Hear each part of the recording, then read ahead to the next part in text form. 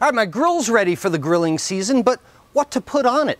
I've sought out a nationally recognized expert, John Wood at US Wellness Meats, to tell me what kind of meat to put on here. I gave him a call on the phone. Let's see what he says.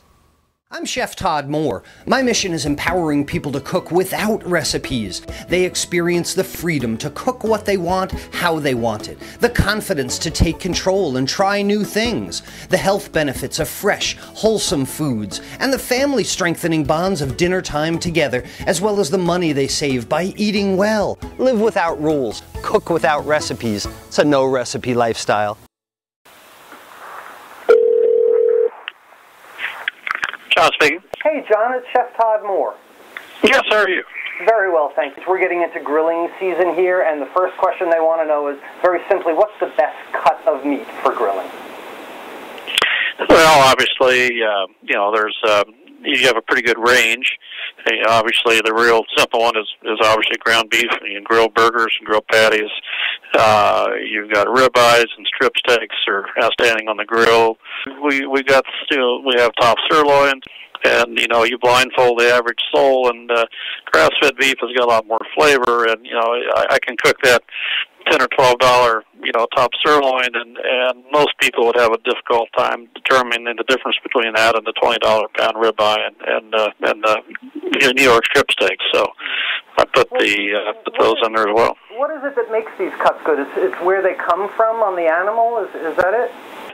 And this goes back to 1997, the first animal we ever harvested. And I'm sitting here, in a fifth-generation Corn Belt cattle-feeding family, background in cattle on grass and pasture, and we'd finish them off on corn like everybody else was doing. I came out of Iowa State, told and taught how to do all this. We had a piece of prime Hereford beef. We had a couple steaks out of a older fat, grain-fed steer, and we compared those with the grass-fed over a barbecue grill, one beer apiece, and two different cuts of steaks. And without any hesitation, there were three of us doing that test that night.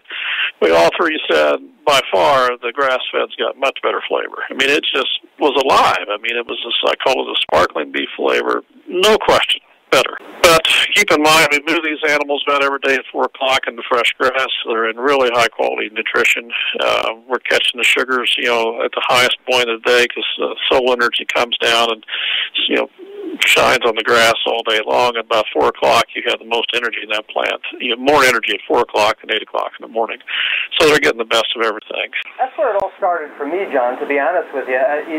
When I tasted the difference between grass-fed beef, and really what I'm trying to do is initiate the uninitiated. I have to ask you more basic questions, like why? Why can't my cow eat corn? I mean, it's quicker, it's faster, it's cheaper. When I go to the grocery store and I look at grass-fed beef versus regular beef, well, the corn-fed beef is a lot less expensive. Why shouldn't I buy that? That's a real simple answer. The grazing animal that God put on earth, and a number of herbivores and four-legged animals with hooves, they have 4 stomachs. And the first stomach is a fermentation vat. It's called the rumen. You look at the cow as a device to turn that energy. You talked about the energy in the grass is at its peak in the afternoon. You look at the cow as an element to turn that grass energy into protein for human beings. That is absolutely correct. You got the full circle right there. But now the grain-fed animal, on the other hand, most of these animals in the country, in the United States, about 800 pounds, they make the trek to the feedlot, and they're deposited there, and they're coming off a grass diet. Pretty much it's mama's milk and grass up to 800 pounds. And they go into a commercial feedlot. It takes about 2.5 to 3 weeks to convert that rumen from a fiber digester into a starch digester.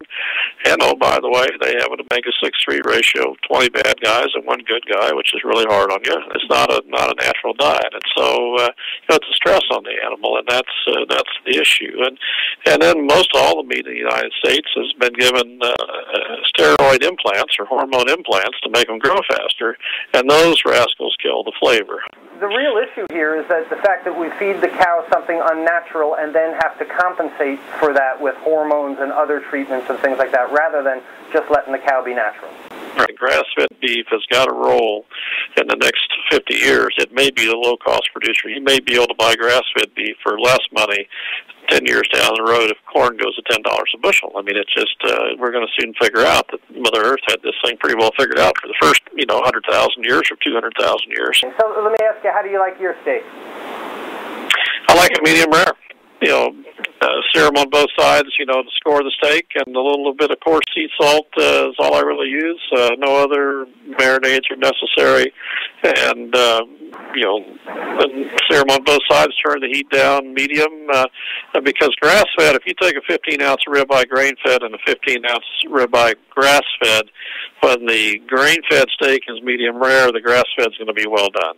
Because of the lipid change, the lipid chemistry of the meat, the grain-fed animal is going to have more heat-insulating properties than the grass-fed. I always try and tell people, if you want to figure out the greatest steak to grill, it's the one that starts with the most flavor. It's the one that's been treated the best. And the way that you treat grass-fed beef, I don't know that you have to even be a great cook to come out with a fantastic steak, because you've started with the best ingredients. Yeah, that's exactly right. I mean, basically, it's these animals, we're using a system that's been handed down for centuries. But my background out of the commodity cattle feeding business for 25 years, I mean, it took me 3 years to figure out that this really was better. I was skeptical. But those animals are on a really high plane of nutrition. They're treated with absolute respect, and they're handled very, very easily, and they almost become docile. I mean, they're so happy with the life they lead. They're never excited. It's just fun to watch them grow. Well, thank you so much for your time, John. I do appreciate it. And again, the message is that there are people out there that are providing, people like John Wood at U.S. Wellness Meats, that are providing a better product, and you really don't have to worry about fancy seasonings or heavy marinades or even grilling times when you're starting with the best ingredients.